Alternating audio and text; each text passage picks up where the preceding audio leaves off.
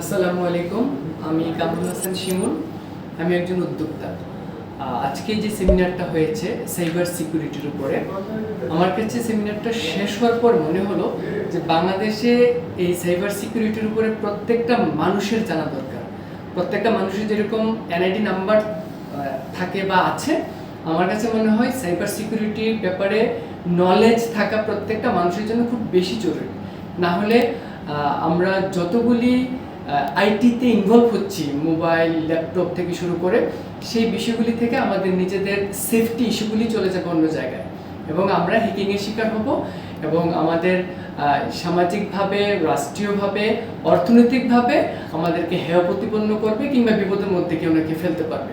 আমি আশা করব আজকের যে প্রতিষ্ঠানে আসছি তারা সারা বাংলাদেশ ব্যাপী সাইবার সিকিউরিটির উপরে অ্যাওয়ারনেস প্রোগ্রাম করবে এবং সরকারকে আমি অনুরোধ করব যে বাংলাদেশ গভর্নমেন্ট যেন তাদের সাথে এমইউ করে কিংবা বিভিন্ন অর্গানাইজেশনের সাথে এমইউ করে সাইবার সিকিউরিটির উপরে মানুষদেরকে অ্যাওয়ারনেসের ব্যবস্থাটা করে।